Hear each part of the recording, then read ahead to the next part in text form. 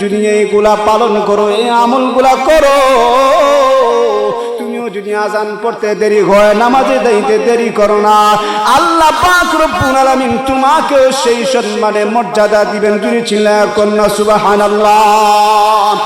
ওয়ালাকাদ আতাইনা লুকমানাল হিকমাতা আনিশকুর লিল্লাহ।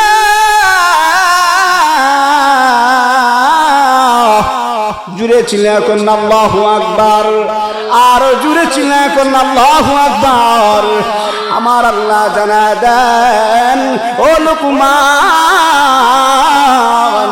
আমি তোমারে হিকমত দান করলাম, প্রজ্ঞা দান করলাম, সব শুকরিয়া একমাত্র রবের জন্য। ওমান ইয়াশকুর ফাইন্নামা ইয়াশকুরু লিনাফসিহি ওয়া মান কাফারা ফাইন্নাল্লাহ। ওরে লুকমান রে, সদা সর্বদা শুকরিয়া যদি আদায় করতে হয়, একমাত্র রব ছাড়া আর কারোর জন্য শুকরিয়া আদায় হবে না। ওমান ইয়াকফুর ফাইন্নাল্লাহ। যে রবের না শুকরিয়া করবে, রবের কৃতজ্ঞতা আদায় করবে না, আল্লাহ বলেন আমি তার জন্য কঠিন শাস্তি রাখছি। ওমান ইয়াকফুর ফাইন্নাল্লাহ গানিয়ুন হামিদ।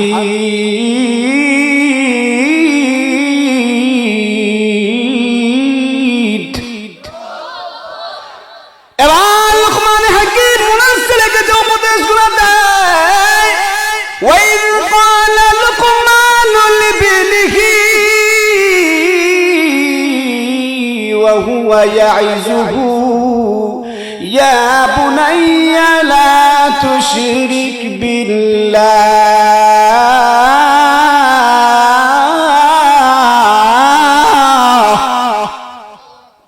যখন লুকমান হাকিম ওনার ছেলেকে উপদেশ দেয়, ওয়াজ করে, নসিহত করে, ও আমার আদরের ছেলে, ইয়া বুনাইয়া লা তুশরিক বিল্লাহ, ও আমার আদরের ছেলে, তুমি তোমার ইবাদত বندگی করতে যায় তোমার রবের সাথে কখনো শরীক স্থাপন করবা না। শরীক মানে শিরক, অর্থাৎ এমন কোন কার্যকলাপ করবা না যেগুলোর দ্বারা ইবাদত বندگিতে আল্লাহর সাথে শরীক স্থাপন হয়ে যায়, শিরক হয়ে যায়, অর্থাৎ আল্লাহর লগে ঘৃণাও লাগে। মহাভারত কি অশুদ্ধ হয়ে গেছে, কষ্ট করলে কৃষ্ট মিলে, নামাজ না পড়লে কি হয়েছে, তো আমার ইমান ঠিক আছে, শতক গুটক আছে, ইয়া আলী, ইয়া খাজা বাবা, ইয়া গাউস, এই সমস্ত কথা বলার দ্বারা শিরক হয়। আমার আল্লাহ জানা দেন, শিরক হচ্ছে দুই প্রকার, শিরক ফিজ্জা, শিরক ফিসিবাদ। আল্লাহর গুণ যদি কেউ কোনো ওলিরে দিয়া দেয়, কোনো খাজানে দিয়া দেয়, তাহলে আল্লাহর গুণের সাথে শিরক স্থাপন করা হয়ে যায়। এবার যদি আল্লাহর জাতের সাথে কেউ শরীক স্থাপন করে, যেমন সন্তান দেওয়ার মালিক একমাত্র আল্লাহ বলেন আমি ছেলে সন্তান দে, কাউরে মেয়ে সন্তান দে, আবার আমি আল্লাহ কাউরে কোনো কিছু দেই না। ইয়াখলুকু মা ইয়াশাউ ইয়াহাবু লিমান ইয়াশাউ ইনাসা ওয়া ইয়াহাবু লিমান ইয়াশাউ যুকুর আও ইউযাওয়িজুহুম যুকরানাও ওয়া ইনাসা ওয়া ইয়াজআলু মান ইয়াশাউ আকীমা। আল্লাহ পাক রব্বুল আলামিন বলেন আমি ছেলে সন্তান দেই, কাউকে আবার মেয়ে সন্তান দেয়, আবার আমি আল্লাহ কাউকে কোনো কিছু দেই না।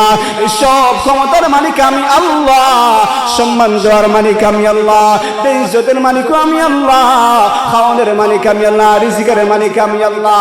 এখন যদি সন্তানের জন্য কেউ খাজা বাবার দরবারে যায়, মাঝ ভান্ডারি বাবার দরবারে যায়, আটুরসি বাবার দরবারে যায়, শাহজালাল বাবার দরবারে যায়, বাবার দরবারে যায়, যদি সেজদা করে, সেজদা করে যদি বাবার পাবের মধ্যে পড়িয়া যদি সেজদা করে, আর সেজদা নিয়ে যদি কয় বাবা সন্তান দাও, এই যে তোমার শিরিক হচ্ছে, এই শিরিকটা হচ্ছে শিরিক বিজাত, আল্লাহর জাতের সাথে তুমি শরীক স্থাপন করলা।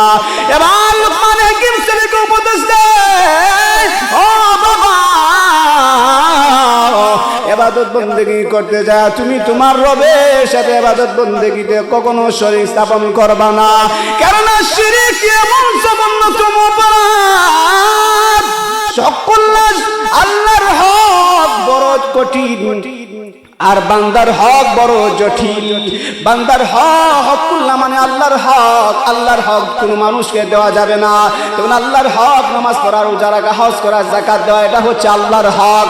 আর হকুল ইবাদ, কেউ যদি বান্দার হক মারিয়া খায়, বান্দার হক নষ্ট করিয়া খায়, আবার আল্লাহ বলেন বান্দা যদি মাফ না করে, যেইভাবে একটা মানুষ বিদেশ যাইতে হলে এয়ারপোর্টের মধ্যে তার নামে যদি মামলা থাকে, মামলা থাকলে মামলা জারি না করে বিদেশ যাইতে পারে না, ঠিক তদ্রূপ ভাবে আল্লাহর কাছে বান্দা যদি বান্দার হক পাওনা যদি আদায় না করে, বান্দার হকটা হলো জটিল, আল্লাহর হকটা হলো বড় কঠিন।